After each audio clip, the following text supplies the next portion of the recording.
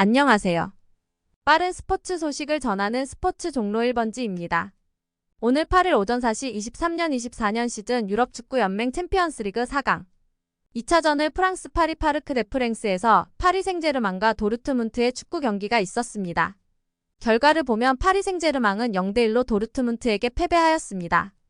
파리 생제르맹은 1차전 경기에서 0대1로 졌었고 1차, 2차전 합계 0대2로 지면서 결승 진출에 실패하고 말았습니다. 6번이나 골대 맞고 나오다니 3골 3골이면 얼마나 좋았을까. 파리 생제르맹은 무려 6차례나 골대를 맞췄고 이것은 엄청난 불운이었습니다. 어떻게 된 일이었는지 스포츠 종로 1번지와 함께 알아볼 건데 영상 시청 전 좋아요, 구독 눌러주시면 더 빠르게 소식을 받을 수 있습니다. 홈팀인 파리 생제르맹은 4-3-3 포메이션으로 나왔습니다.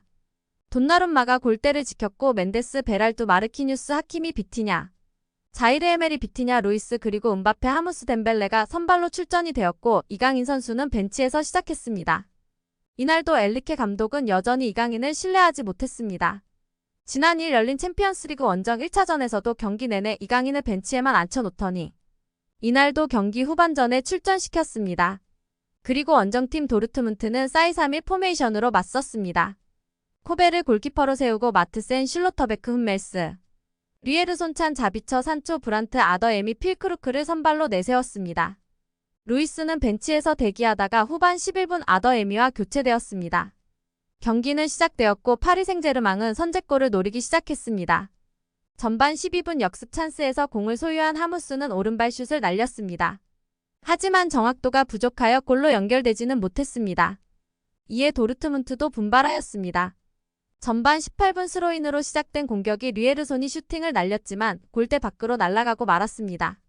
전반 26분에는 파리 생제르맹은 또 슈팅을 날렸는데 비티냐가 왼쪽 박스 모서리 부근에서 수비 견제 없는 틈을 타 골문을 겨냥했습니다. 하지만 공은 골대 밖으로 날아가고 말았습니다. 4분 뒤 음바페가 개인기로 상대 선수의 시선을 모두 빼앗은 상황에서 나왔던 덴벨레의 슈팅도 들어가지 않았습니다.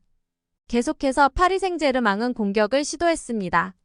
전반 34분 루이스는 도르트문트의 왼쪽 측면을 개인기로 돌파한 후 중앙에 있던 음바페에게 공을 패스했고 바로 공을 반대편으로 슬쩍 돌리는 슈팅을 시도했지만 수비가 이를 걷어냈습니다. 음바페의 슈팅이 막히자 도르트문트는 이 위기를 넘기고 역습 찬스로 이어졌습니다.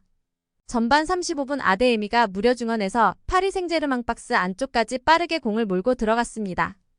아데에미는 넘어지면서까지 왼발 슈팅을 날렸으나 돈나룸마 골키퍼의 슈퍼세이브에 막히고 말았습니다.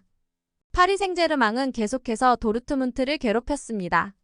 전반 41분 비티냐가 중거리포를 떼지만 공은 아쉽게도 골키퍼 정면으로 향하여 골로 연결되지 못했습니다. 이렇게 전반전은 0-0으로 마무리되었습니다. 후반전이 시작되었고 바로 몇 분 후 파리 생제르맹은 코너킥 찬스에서 발생된 기회에서 에메리의 슈팅이 골대를 때렸습니다.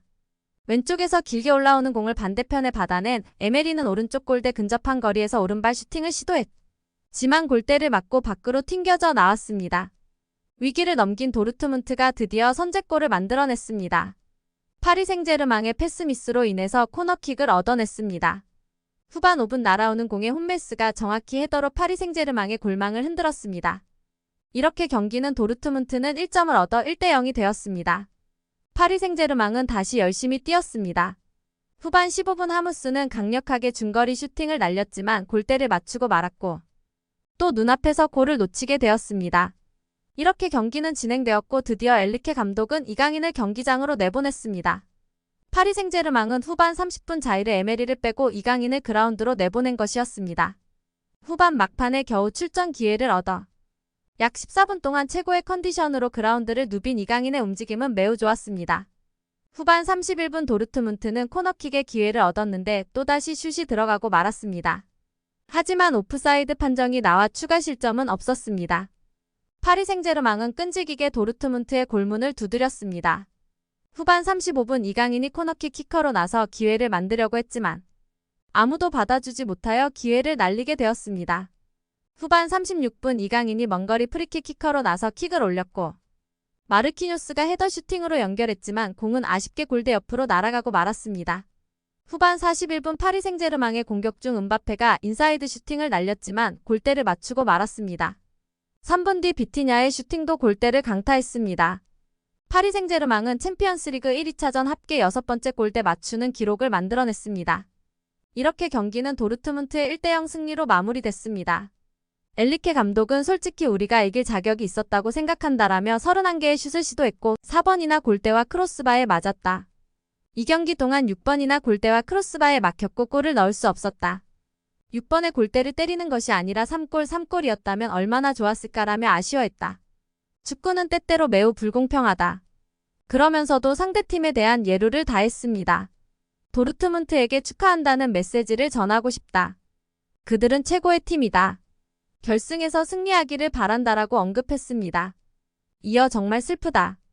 다른 말로는 설명할 수 없다. 지난 2경기에서 우리는 열세가 아니었다. 축구는 정말 흥미로운 스포츠이며 때로는 불공평하다. 31개의 슛을 해도 득점하지 못했다. 하지만 축구는 골대나 크로스바에 맞히는 것이 아니라 득점으로 승리하는 스포츠라고 득점력 부재를 한탄했습니다. 하지만 경기력적 측면에서는 선수들을 칭찬했습니다. 엔리케 감독은 우리 팀의 퍼포먼스에 만족한다. 진정한 영혼이 있었다. 모든 것을 쏟아부은 팀이었다. 팬들도 훌륭했다. 이런 단합이 앞으로도 계속되기를 바란다. 이 유니폼을 위해 땀을 흘린 선수들이다. 비난해야 한다면 그것은 우리에게 불리하게 작용한 운이다. 그리고 결승에 진출한 팀을 축하하는 것을 잊어서는 안 된다라고 말했습니다. 한편 통계업체 품목에 따르면 후반 추가 시간 제외 14분을 소화한 이강인은 슈팅 1회, 기회 창출 1회, 드리블 성공률 100%, 정확한 크로스 성공률 100%, 볼 뺏김 0회, 회복 1회, 지상 볼 경합 성공 100% 등 준수한 기록을 남겼습니다. 2차전에서 후반 31분에야 교체 투입했는데 짧은 출전 시간에도 불구하고 이강인은 오히려 같은 위치에서 선발로 나온 선수보다 뛰어난 평점을 받았습니다.